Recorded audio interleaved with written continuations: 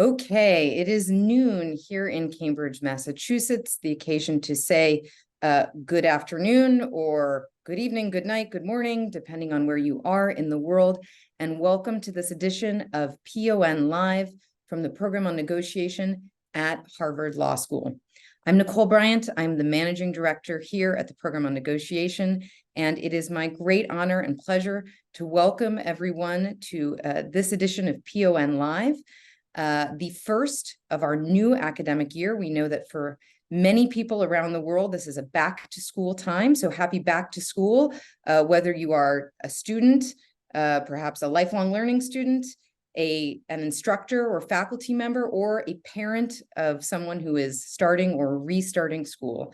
Happy back to school, and welcome, special welcome, of course, to all of our students here at Harvard Law School. It's been a pleasure seeing them join campus, for some of them for the first time, finding their way around the buildings and mobbing the cafeteria, which was so quiet over the summer. So a special welcome to all of them. Today's episode of PON Live features a book presentation on the third edition of Difficult Conversations, and we are very pleased to have two of the authors joining us today. I'm going to introduce them in just a minute. But before I do, a quick reminder about how this session will unfold. We are together for about an hour today, and over the course of that time, we'll have a 40-minute presentation from our speakers, followed by a question and answer session. As ever, we invite you to write any comments that you might have in the chat. I can see that so many people are already doing that, introducing themselves and letting us know where you're tuning in from around the world. It's delightful to see so many people from so many wonderful places. So thank you for doing that. If you have a question for our presenters, we would ask that you use the Q&A function at the bottom of the chat. That'll allow us to more effectively look through all of the many questions that we're going to be getting and make sure that we can get to the greatest number for our presenters at the conclusion of this session. As ever, I'd like to thank the incredible PON staff who puts in so much work behind the scenes, getting us to this point today. Diane Long, our events and outreach coordinator, PON's assistant director, James Kerwin, and Riley Schretzel, program associate. A big thanks to all of them. They're recording this session, and it will be posted and available on our YouTube site as well as our website in about 2 to 3 days. That way, if you need to leave before the conclusion of the session, you'll be able to finish it. If you want to forward it to a friend, you'll be able to do that as well. Okay, without further ado, I am very pleased to introduce our two speakers, Sheila Heen and Doug Stone. They have a lot in common, these two. They are both instructors here at Harvard Law School, where Sheila is the Thaddeus R. Beale Professor of Practice, and Doug is a lecturer on law. They are both senior members of the Harvard Negotiation Project, both beloved members of the PON community. They are both founders of Triad Consulting Group. They have written together and they teach together, including just next week, 1 week from today, here in Cambridge, Massachusetts, a one-day training on difficult conversations. So without further ado, it is my great pleasure to hand over the Zoom floor to our two esteemed guests. A big thanks to them for being here with us today, Sheila and Doug. Thank you, Nicole, and welcome. I'm delighted that so many of you are joining us. I know we have many friends and colleagues and fellow journey people on the path toward helping ourselves as well as others have better conversations and to work their way through conflict. Doug and I are delighted to be here. Let me share my screen. We'll see if I can do this competently. All right. So we're going to talk a little bit in this hour for the first 40 minutes about the third edition. And why don't we start, and this is a sort of a slice of what has changed, but we'll give you an overview. Just real quickly, the journey, as many of you are aware, the first edition, Difficult Conversations, was originally published in 1999, notably before email was really much of a thing. We had it like inside the office mostly, before smartphones were invented, when we all still watched television. So it seems like not only a different century, but a different era of our lives. In 2010, we did the 10th anniversary edition, which apparently took us 11 years, to do. And the big change here was adding 10 questions that people ask about difficult conversations. Questions like, well, what about when the other person has limitations in terms of maybe it's addiction or mental health or et cetera? What does this help in those situations? Or, does this work across cultures? Particularly important question for this audience. And so the text we left relatively the same, other than cleaning up a few typos that did not get caught even in 10 reviews. So we just added about 60 pages of new content to the back. The third edition, which came out at the end of August, actually took on the whole book again. So we started at the beginning. I sat down on a flight and read it front to back for the first time in many, many years. And we then reworked the original text as well as reworked a number of the 10 questions in the back of the book as well. So what prompted us to do a third edition, just a little bit short of 25 years later?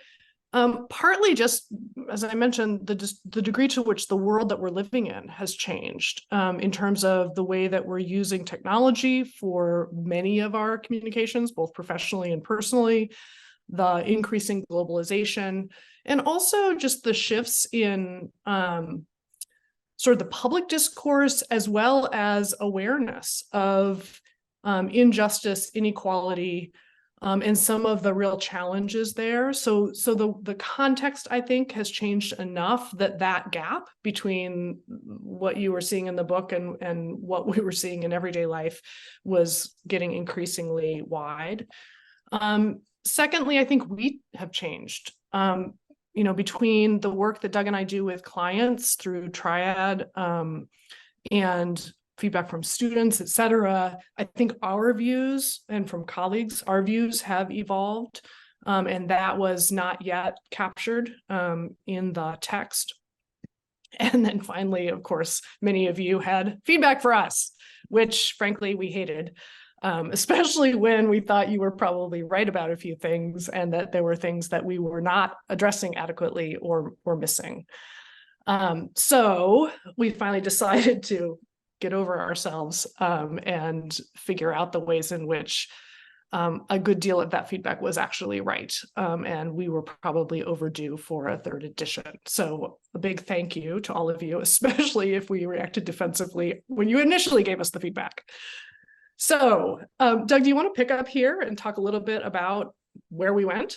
Yeah, sure. Hi, everybody. So first, a few things that haven't changed with the third edition. When we started working on it, everything was up for grabs from our point of view in terms of just everything. We could start over, I suppose, if we wanted to. But as we thought about it and worked on it, we felt that the basic framework of the book and the organization of the book was pretty sound and useful as it was. And so the kind of outlines of the book are pretty much the same. The same 12 chapters, the same kind of terminology, the 10 questions Sheila mentioned, although we've revised some of them. But that's good news for those of you that use the book in teaching, and you've read maybe the first or second edition. You can feel comfortable that the book still pretty much sounds like that. And then there are just a bunch of changes sort of within that structure. So just to review, Sheila, you want to go to the next slide? So the basic framework of the book, back in the 90s when we were writing the book and collecting and researching, we were observing hundreds or maybe thousands of people having difficult conversations in different settings. And we started to notice patterns, and that was super helpful. And what we noticed, the patterns we noticed were that no matter the topic or subject matter of the conversation, the kinds of thoughts that we have as we prepare or think about engaging or engage in a conversation tend to be pretty similar from person to person and pretty systematic. And so once you get a sense for that framework, it's super helpful. So at the top level, and our sort of one of our big insights was that really any conversation is really three conversations kind of layered on top of each other. And at the top level, and this is all review for folks that have read the book, what we call the what happened conversation, or we've started calling it the facts conversation. And this is the conversation we have about the substance of the whatever topic. And we tend to focus on these questions of who's right, whose fault is this, what's motivating the other side. Then there's a level of the next level down. You want to put up the next one, Sheila? Is this the second conversation? The second level is the level of feelings. We all have feelings around conversations of concern or anger or fear or joy, whatever it is. And we tend to frame a question to ourselves as, should I share these feelings? Should I withhold them? And often really it comes out to, should I vent these feelings or should I try to pretend I don't have them? So that's another level that's always going on. And then a third level is what we call the identity conversation, or the identity level. And this is the conversation that we have with ourselves, about who we are in the world and how we see ourselves and how others see us. And notably, often when we're having this conversation with ourselves, we tend to either deny the information that we're getting about who we are if we don't like it, or if we don't like it, we often exaggerate the information. And both of those can have a destabilizing impact on us. So these three levels are really, I think, useful and important to be thinking about as you prepare. It's also important to notice that our default ways of engaging, which are the comments on the left here, often don't lead us to have empowered and efficient and effective conversations. They often lead to just arguments and sort of getting nowhere. So we talk in the book about these three shifts to, you want to put up the next ones? So as to the substance, rather than just assuming someone's right and that we, of course, are that someone, we're recommending be curious, ask not who's right, but why do we see this differently, etc. What did we each contribute, not whose fault or who's to blame? And what impact has this had, rather than what were you trying to do to me? Around feelings, we want people to back up a step and say, not only an awareness of what I'm feeling or what the other person might be feeling, but why? What might be the relational interests going on that are being met or scuttled that are causing these emotional reactions? And then around identity, rather than denying information or exaggerating it, really trying to learn from it. What can I learn from this? And remembering that we have our own identity issues going on and the other person does as well. So this framework is still in the third edition, and you'll recognize it when you take a look. Let's take a look at the next slide. So these are just two questions that we've been asking. It's like a little check-in checklist to get a sense for whether your conversations are on the right track. To what extent are we talking about the real issues? And does this conversation help or hurt the strength of our working relationship? Useful just to kind of check in on those questions as you're preparing and as you're engaging in the conversation. So now circling back to what has changed, a bunch of things have changed. We're going to highlight three of the more important things. The first is we wanted the book to be more inclusive. We wanted more people to be able to see themselves directly, not just indirectly. And accordingly, we've updated examples, we've removed some examples. And then substantively, we've added some thinking on what are the limits to some of these approaches. What are the limits to this advice? We think the advice is good in general, not knowing what a particular situation is, but we also have to notice that in some particular situations, it might not be good advice, or it might be better not to do anything. So we talk more about that, and we'll talk about that a little bit here. And the third is, although we talked about power implicitly in the second edition, and in a sense, you could say the whole thing is about a version, a particular angle on a kind of power. We don't talk about it explicitly much. And we were ultimately persuaded by the number of questions we were getting and the thoughtfulness that that was a really important thing to take up. So why don't I turn it back to Sheila, and you're going to talk about that first point about examples and inclusiveness. Yeah, thanks, Doug. So just quickly, part of our goal in any in the books that we write is for people to see themselves in the text and to resonate with the examples that we're using to give some life to either, gosh, how do we see what's going wrong, or what specifically would you do differently in this situation that might change the trajectory of the conversation. And this aligns with a particular philosophy that we have, which is that the voice of the book is really a conversation with the reader's internal voice. And so we're paying a lot of attention to trying to write examples that readers all over the world will say, oh, yeah, I recognize myself in this. I recognize that feeling. I recognize this dynamic. I can think of examples in my own life, et cetera. And so as we circled back to look at the examples that we had included in the original and second edition, we started to notice how many people were left out.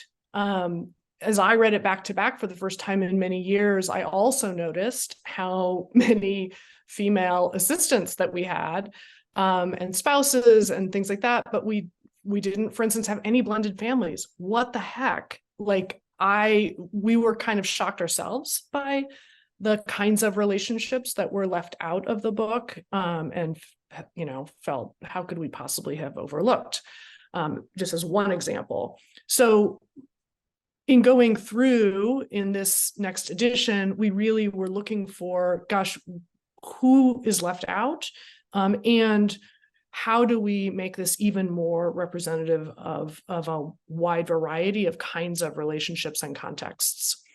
A second thing was just updating some of them, right? So we have some examples that include conflicts over how much time you're spending on your social media account.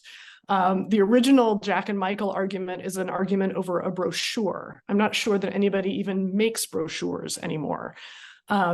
We also updated a question in the 10 questions about communicating via technology, right? Zoom, how do you choose your channel?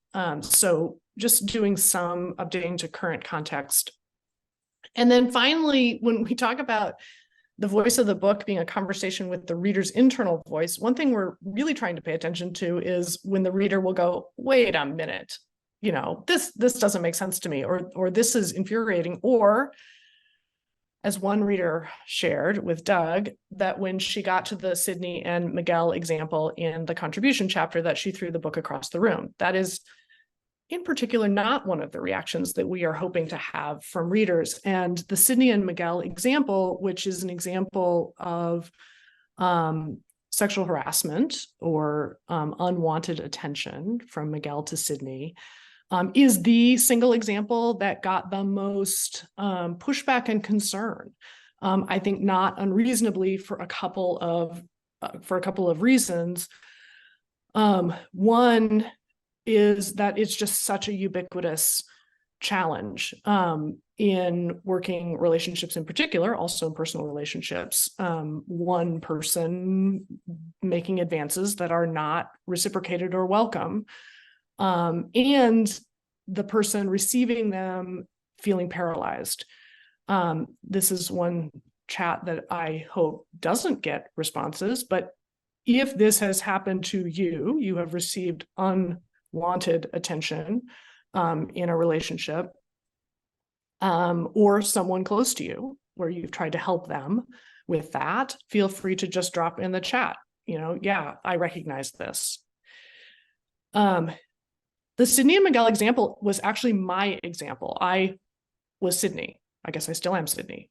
And I was in my 20s and I was paralyzed in knowing what to do about it. And so when we would get pushback on this example, I think one mistake that I made was to try to re-explain the specific facts about it. And the pushback was very legitimate, that in Sydney understanding what she was contributing, to the maybe ambiguity about her intentions and not saying that she wasn't interested, that I wasn't interested. Maybe that's one thing where it would be empowering for her to be able to say that. And I found that a very liberating insight eventually, that I didn't need to be sure about his intentions. I just had to speak up about the impact on me. In this particular case, I was in charge, so I was not in a one down position. It was an international project, so there wasn't an HR department. So I found that insight helpful. At the same time, I think to many readers, it felt like we were blaming the victim. And that's a really important thing, that while we had a section talking about not blaming the victim, I think that it was confusing for many because everybody is bringing their own experience as they read the example. And so I think I made the mistake of being defensive about that example or trying to re-explain the facts when it doesn't matter. It doesn't matter. It's a conversation with the reader, and readers are resonating with the example, but also feeling troubled by it. And so we did an interim fix in the second edition. We felt like it didn't quite work. And in reworking it in the third edition, we eventually just decided to remove it and replace it with something that would actually serve our purposes and illustrate it more effectively. So that's the sort of long story of the Sydney and Miguel example. And some of you who have had students really feel troubled by that example are probably relieved that it is gone. As we reworked examples and replaced them, most of them to maintain confidentiality, we have disguised them already. And we may have shifted who the players are, et cetera, because many of them are also amalgams of real examples. And so the goal is to maintain the emotional heart of the dynamic and the example while we disguise it adequately. So that's a little bit about the examples. Doug, I'll turn it back over to you to talk about the discussion of limits. Yeah. So you want to just go to the next slide? Yeah.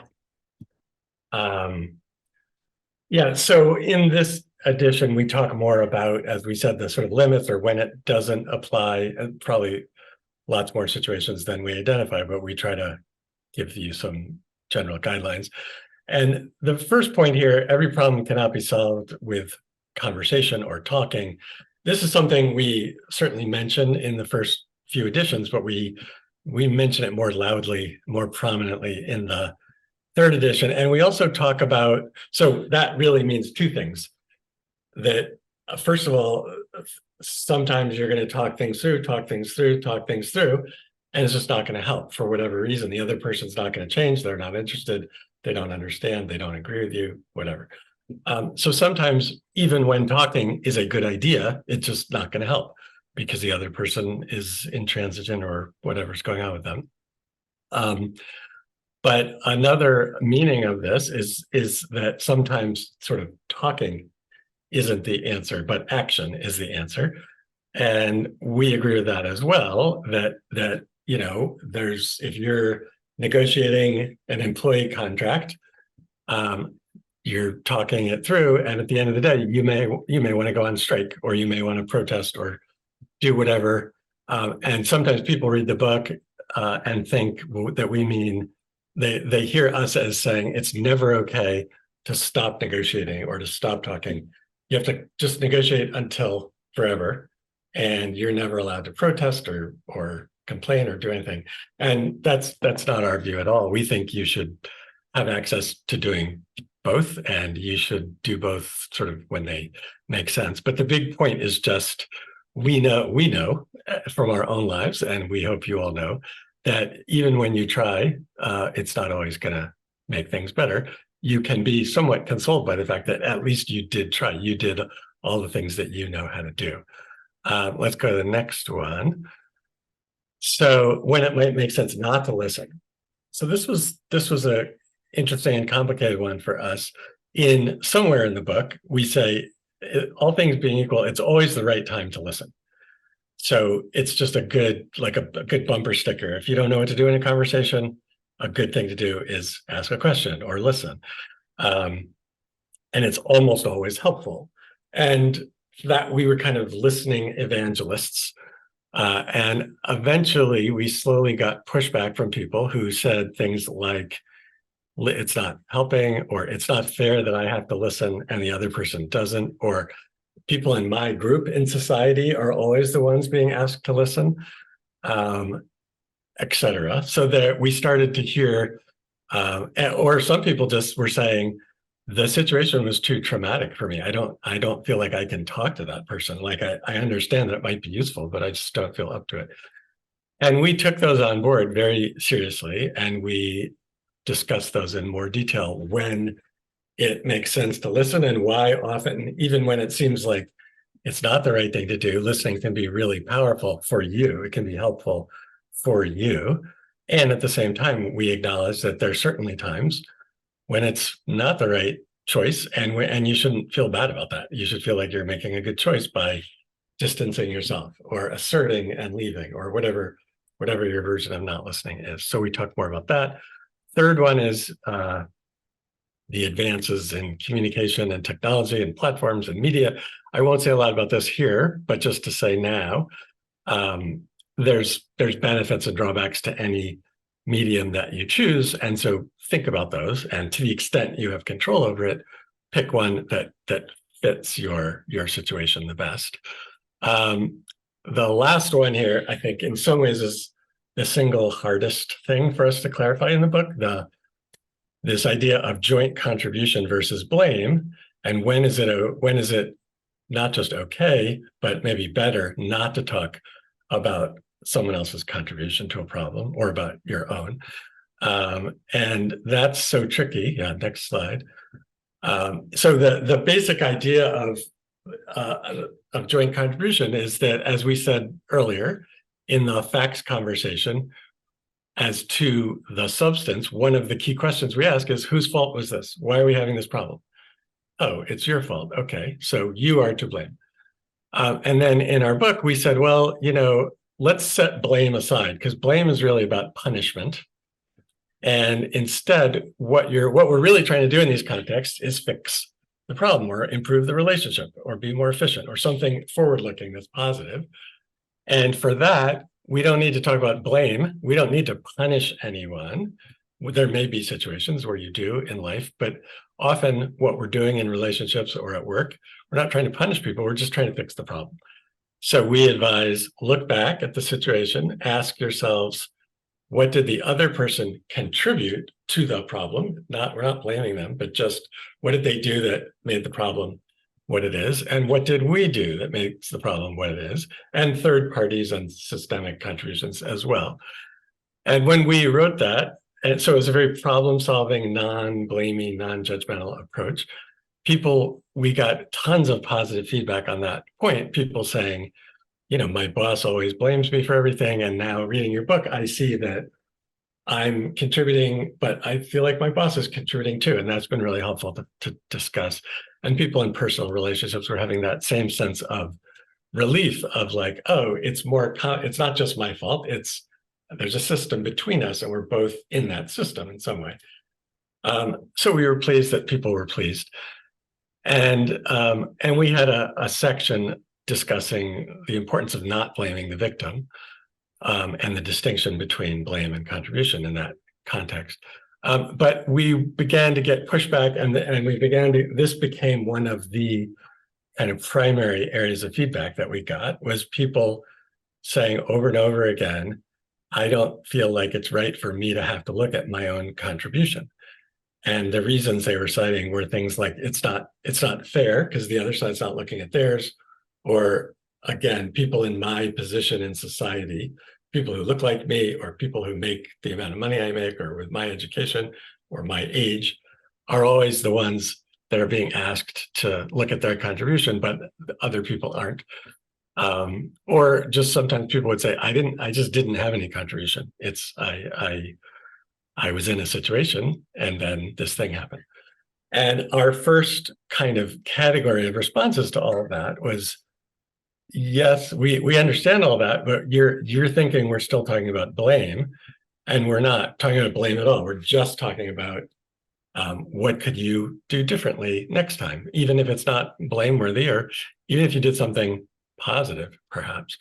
What could you do differently next time? And we were still getting the pushback. And we realized, as Sheila was talking about earlier, with the Sydney and Miguel example, at first my reaction was, well, why aren't people understanding what we're saying? Because what we're saying makes sense. And then I thought, well, if people aren't understanding what we're saying, what's our contribution to that? We're not writing it by definition. We're not writing it clearly enough because people aren't understanding it. So we worked really hard to clarify that. And we tried to set out some examples and some contexts for when it really isn't appropriate to try to raise joint contribution, just because the distinction between joint contribution and blame is so hard to grasp anyway. And then when you put it in the context of a difficult situation or where there's trauma or something upsetting happening, it's very difficult. So for example, sometimes people use joint contribution to distract from their own responsibility. And that's not useful at all. So if the other person is doing that, then that would be a situation where you'd want to sort of focus back and talk about your responsibility, but also talk about theirs. Sheila, the next one. We focus on one player's contribution. So sometimes if there's been trauma, or so for example, if someone's child is in, their teenage child is in a lot of trouble, and maybe they're even being institutionalized in a hospital or whatever they're undergoing, you might have been observing the situation and thinking, well, the child is doing lots of things that are problematic, but my friend as the parent is doing lots of things that are problematic too. And that may be true. And as an outsider, you might have a good story for what would help. But during the call, when they're saying, hey, there's an emergency going on, that's not the time to try to raise, well, what was your contribution to this? Even if you feel like they may have had a contribution to that. It's just not, they're not going to be able to make that distinction between contribution and blame in that moment. And so maybe you don't ever bring it up, or maybe you bring it up later. And then there are historical contexts where the same people seem to be bearing the brunt of responsibility in society. Like, for example, when it's a very common reaction if a woman, or not just a woman, but a spouse, partner in a domestic relationship is subject to abuse, everyone will say, well, clearly the abuser is contributing to the problem, but the victim or the survivor, why haven't they gotten out of the relationship? So they must be doing something that's causing this.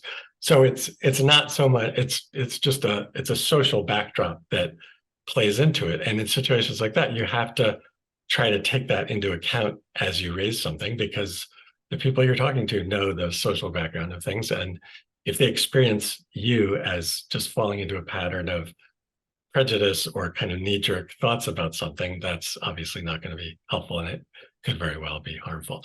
So we try to, again, make the positive case for why looking at joint contribution is really helpful, and also at the same time trying to be observant about when it really might not be the way to go. And Sheila, you want to take our third topic of power? Yeah, so lots and lots to say about power. So we had two questions about power in the original text at the back, or not in the original, sorry, in the second edition at the back. Question 4 and question 5. Question 4 asks, well, what about when I have less power, when the other person is more powerful than I am? And question 5 says, well, I'm the boss or the parent. Can't I just tell people what to do? I think that awareness of power has grown a lot in the last few years in particular. And certainly our own awareness has grown thanks to many of our own colleagues who have helped us really see why it's important and the ways in which it influences everything systemically, but also individual relationships and difficult conversations. So what do we mean by power? Part of it was the work that we did over many months on these two questions and how to integrate more about the role of power in difficult conversations into the book had to do with figuring out, well, what do we mean by power? Because the word is often thrown around in ways that are not very analytically clear, at least to us. So we felt like we needed to get some analytical clarity. Just the dictionary definition has to do with the ability to influence outcomes in particular, to make things happen. And so we went back to the text and eventually came around to thinking about two kinds of power. One is in the second edition, we used the words control and influence, and those didn't feel like quite the right descriptors. And so we've changed them here to unilateral power, which is power you can exercise without anyone else's agreement. So that might come from your role. So you have certain decision-making rights, right? Like you get to decide on the starting lineup for the big game. You have responsibility to set the shift schedule, whatever it might be. Those are decisions that you are responsible for and have the ability and authority to make because of your role. Others, of course, by definition, is something you can do unilaterally without the other person's cooperation. Also can come from resources, and not just money resources like we can hold out longer, but also resources like knowing how things work and how to get things done, or networks of relationships, right? That mean, oh, I know who I can pick up the phone to call who might be able to help. The second kind of power being persuasive power. So your ability to influence how someone else sees something. And of course, there are sources of power that are persuasive. In many ways, this is the whole field of negotiation and conflict resolution in a nutshell. But part of what has been important clarity, I think, and learning for us is just thinking carefully about the ways in which these two kinds of power, you're almost always using both of them, right? As a city councilor, I have the unilateral power to decide how I'm going to vote on the issue. That's mine to decide. But if I want other people to vote with me, I'm going to have to use persuasive power. So often you're using them in tandem. I think that there are a couple of assumptions that I'll highlight that we wrestled with. One is this question, which I think is a really important question. Should I focus on sort of individually, how do I achieve my goals? How do I handle this conversation with the immigration officer in my individual interview versus systemic change? How do we change the way immigration is handled in this country? And that sometimes there's tension between those two, and just getting clear on them is important, but that sometimes they're talked about as an either or. And I think what we came to was that they're almost always going to be an and, including that it may be you want to make a choice to prioritize one or the other because your strategy might be different.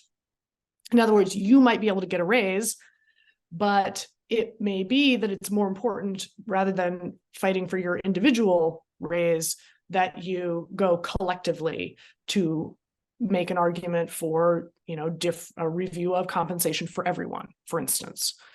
The second assumption, I think, was a little bit of an all or nothing.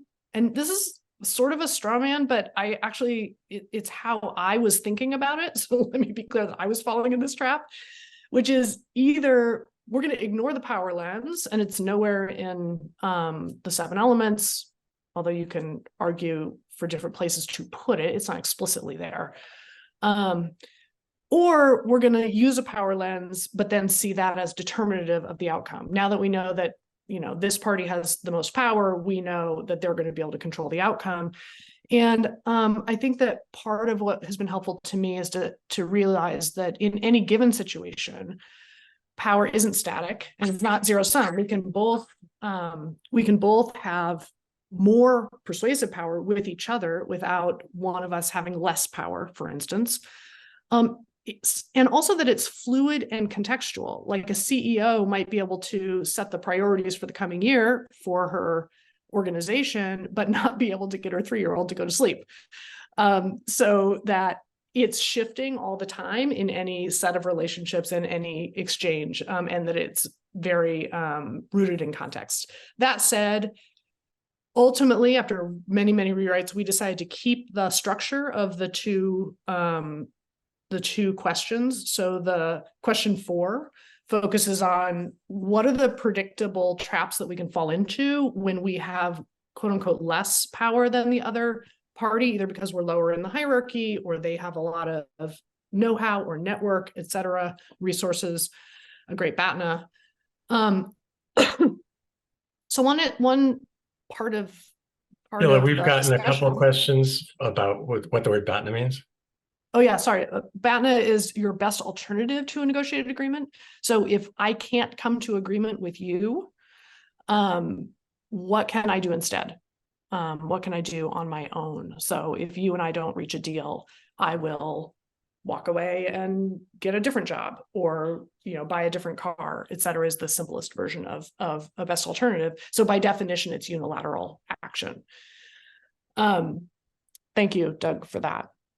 So in question 4, we talk about what do we mean by power and what are the sources of power. And then we talk a little bit about when we have less, there are multiple sources of disempowerment, sometimes coming from others, in that because of who we are or how we look or how we sound, or we're dismissed because we're new in the organization or new in the country.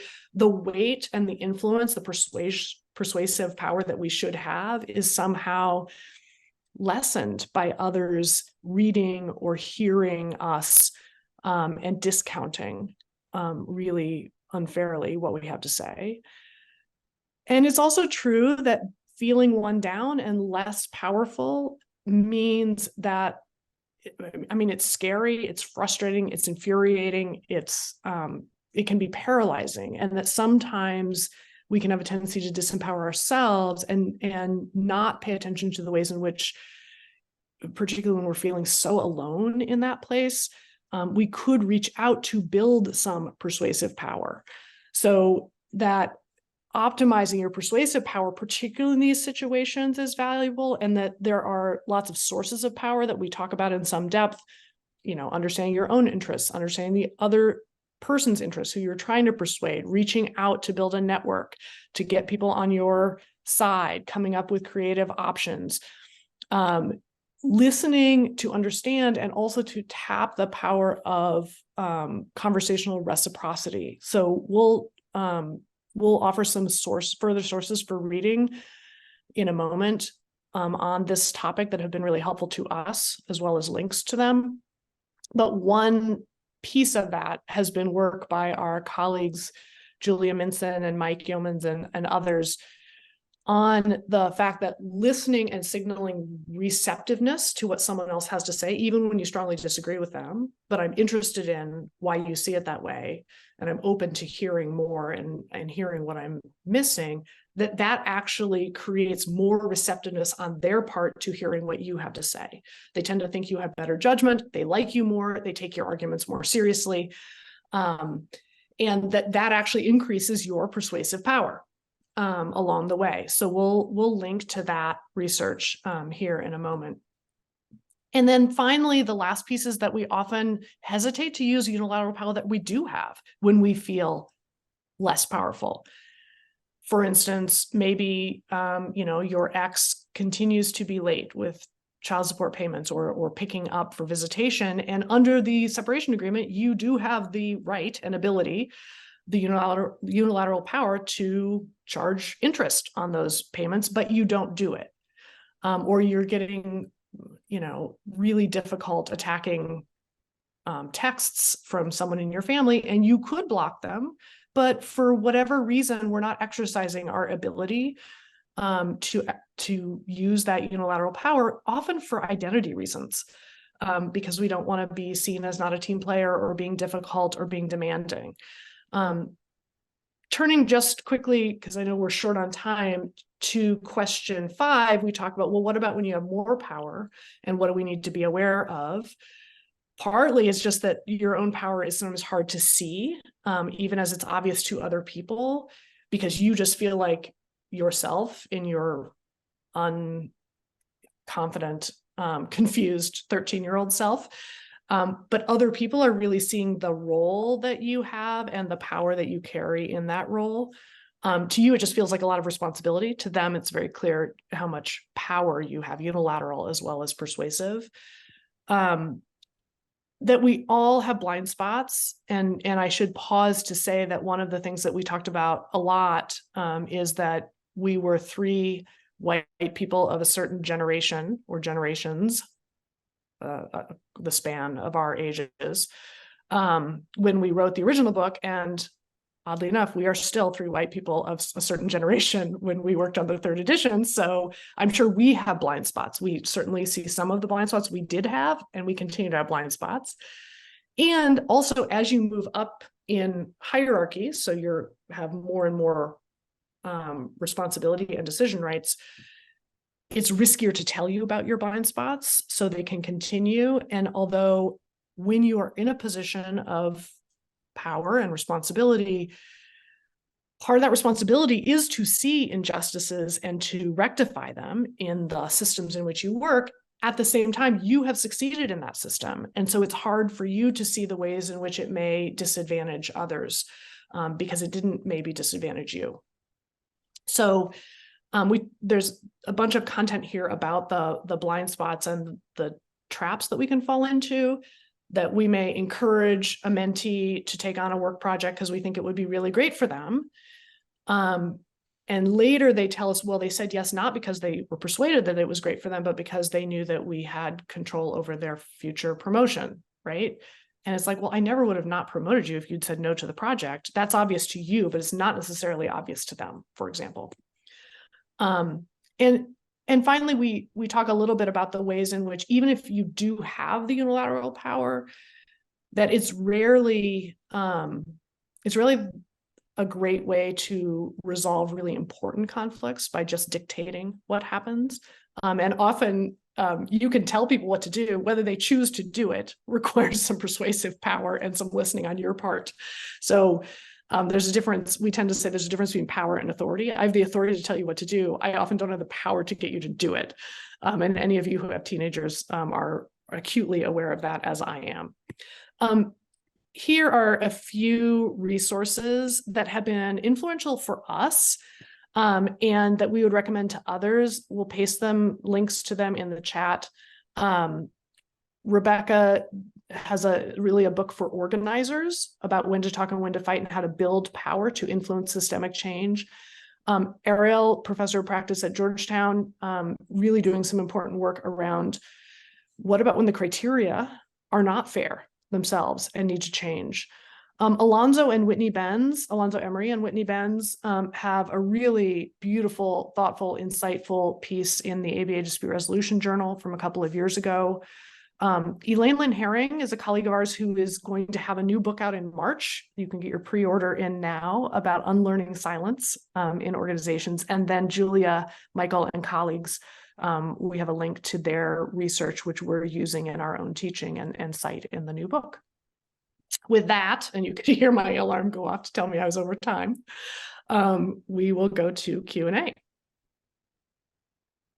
Thank you so much, Sheila and Doug. And of course, there's so much to say, and we have questions that reflect both people who are familiar with the previous editions of the book and are asking about the updates, and then folks who are discovering this material for the first time. So we're going to try to cover a mix of it, because I think part of what I've learned anyway about difficult conversations is you're still learning. And even if you've engaged with the material, the learning process is continual, and the shifts, keep happening. I was particularly struck by the work on power as someone with a small child at home who does not often feel as though I wield the power I might have in the office when vegetables are on the table. So we're going to start with a question. And we're going to start with a question from Keith Fitzgerald, who is obviously familiar with the work, former colleague. And where did that question go? In my chat, which was how, if any, if at all, has the perception of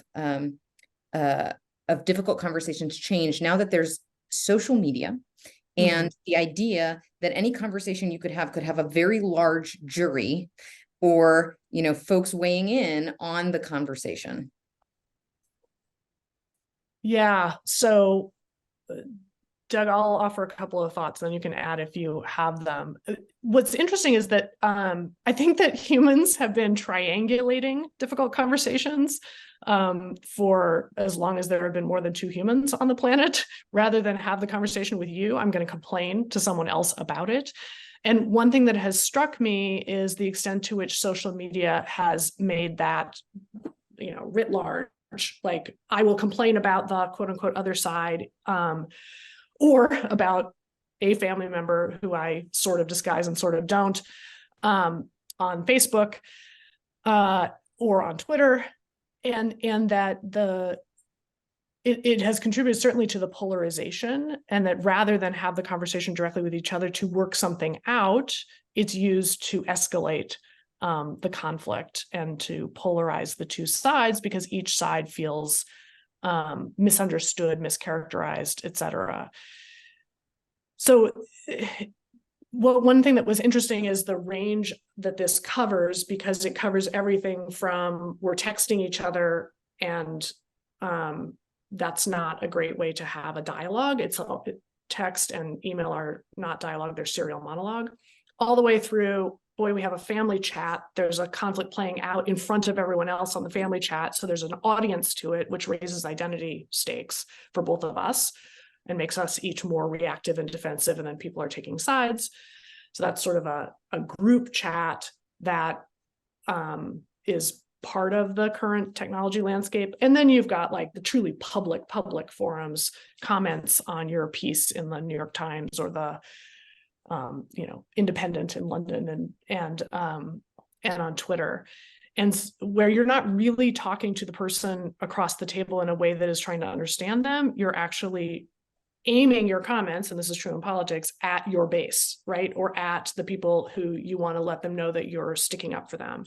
Bruce Patton, our co-author, who is busy with the Rebuilding Congress initiative and trying to make progress on the way that our Congress works or doesn't work, has a lot of thoughts and experience with this, as he has thought about and worked with committees in the House to try to create more dialogue across the aisle, when social media means that it's often grandstanding and polarizing the dialogue instead, and even indicating that you're talking to the other side is seen as a downside sometimes, which is part of what has hobbled our political process. Doug, I don't know if there's anything you would add. Just to emphasize that the current social media environment is like a polarization machine. I mean, you couldn't devise a situation that is less conducive to having nuanced, thoughtful conversations.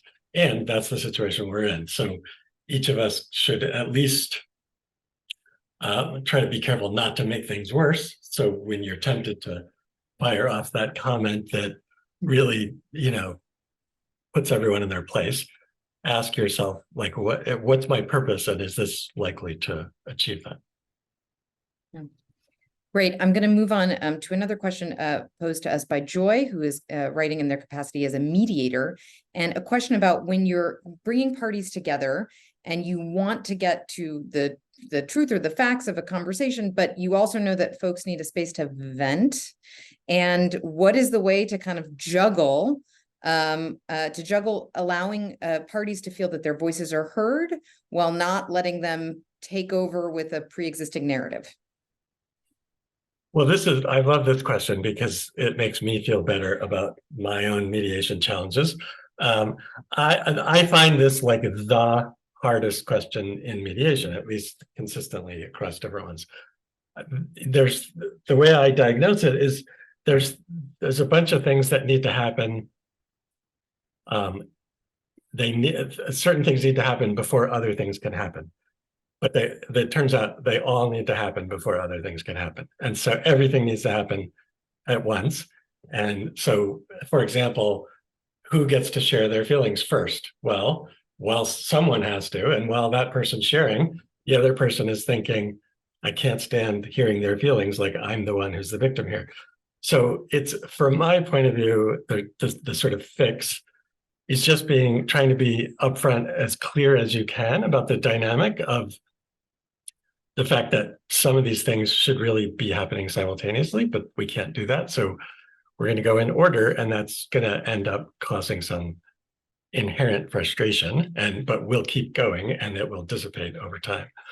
And the other is just being sort of okay with the fact that it's going to be a little bit messy, especially at the beginning. And the beginning could last, half an hour or several years. That's a long mediation. And I think that one of the things that's hard is that the parties are still in the what happened conversation, where they are telling their story about what they're right about, why it's the other person's fault, what they know they were up to, what was motivating them as terrible people. And that's really hard for the other person to hear. And then you as a mediator are trying to help paraphrase, summarize, help them feel heard, but also help frame it as, boy, you see this really differently. Sounds like there are some contributions that the other side has made that are troubling, et cetera. So you're doing a lot of the reframing for them in your own summary and reassuring that they each get, airtime. But it's never an instant fix. And as a third party, it's always easier to see the ways in which they're both contributing to the problem, including in how they're telling their stories and the mediation itself, than it is when we're in the hot seat and it's our problem. And so that's one of the values of mediation, is bringing a third party in to help people hear each other. But that doesn't mean it's easy for the third party to do. Great. All right, I know we're running out of time. I'm going to ask a question that I think everybody has dealt with, and this is not specific to the third edition, but we do have a question from Richard that got a lot of votes in the Q&A about difficult conversations with a narcissistic boss. And so I think that a lot of people have experienced that specific discussion, and I know that getting into it would require a lot of particulars, but any big pointers that you can give to conclude our Q&A part? I'll just share a couple. Sheila's like, "Ooh, Doug, what's the answer?" Because it's hard. It could be a 3-hour session, honestly, but Yes. And the first hour and a half would be us trying to figure out what a good answer was. I think narcissism is a particularly hard thing because it kind of plays defense against everything that we think is a good idea. So just the net of it, if I had to say like a sentence or two, would be that and both in my experience and in my reading about this, I've observed that often a narcissist is not going to be amenable to kind of logic or facts or reasoning or things that would normally sort of persuade or at least engage somebody else. So from their point of view, they're just hearing, this is none of this matters to me. What they start listening to is, oh, wait, this does matter to me, because now you're talking, if you start talking about consequences, like if this happens again, here's the consequence. They do hear that, right? Because that's about them and it impacts their life. And they hear things, so they hear boundaries and consequences. They're not going to be so amenable to hearing, arguments and facts and so forth. And so I think part of it is just, it's really, really hard. And it maybe there's not much to do in terms of communicating. But part of it is just letting go of this idea that they're going to somehow become more reasonable from your point of view if you just keep trying to be super reasonable. If you've done that and over time you realize like it's not getting in, it's not changing, it may just be that's not going to have any impact on them. So you have to go to other places. Yeah, I think that's right. It's a good example of a situation where you may have less power and you may need to exercise your unilateral power to find a different boss ultimately, but being aware of the ways in which they're not interested or have any capacity to empathize with your point of view. So help me help you doesn't work with a narcissist, because it's like, why should I help you? It's all about me. right? And so just getting familiar with the logic, the internal logic of the condition can help you with some survival strategies. And there are limits to whether or not they have any capacity to change. And so then the question is, what then do I do? And I think that's not a terrible place to end, which is the goal of difficult conversations is to try all the things that you can think of to try, so that then you can make a good decision about what should I do and where might I need some boundaries or might I need to make a change, and feel more confident that it's not because I wasn't clear. It's not because we didn't understand or work at it.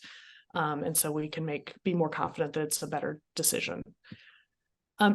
Just in the interest of time, I want to just thank everybody for joining us, and for the feedback and contribution that you made to our joint learning over the last 25 years or more in some cases. And please feel free to let us know what you think we've continued to get wrong. We will not start working on a 4th edition for a little while, but we'll put your observations on a list. So feel free to get in touch. And thank you so much for joining us. Lovely. And thank you so much, Doug and Sheila, for giving your time at this busy point in the year to be with us today. And we really appreciate it. Thanks to all our participants for tuning in, for your great engagement. This event will be posted on our website in just a few days.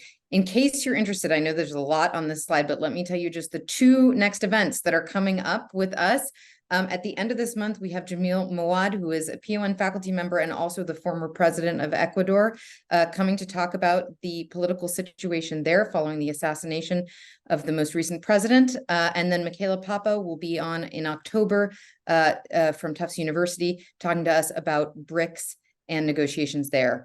We have a variety of classes. There are way too many here. They're up here in case you are interested, but I will just highlight 2 that are related to this class. So as I mentioned, if you happen to be in Cambridge next Thursday and would like to come see Sheila and Doug in person teaching with us, there are still spots available for that 1-day class on difficult conversations. And then one more that we have put on the calendar is we will be starting a new virtual semester-long program on difficult conversations starting in March of next year. Registration is not yet open on our website. It should be open in October, but I wanted to flag that in case you are interested in spending a couple of hours each week delving deeper into this topic. All right, so a big thank you again to our speakers, to the PON staff, and to all of you for tuning in. Have a wonderful day and start to the school year if that is the case for you. Bye.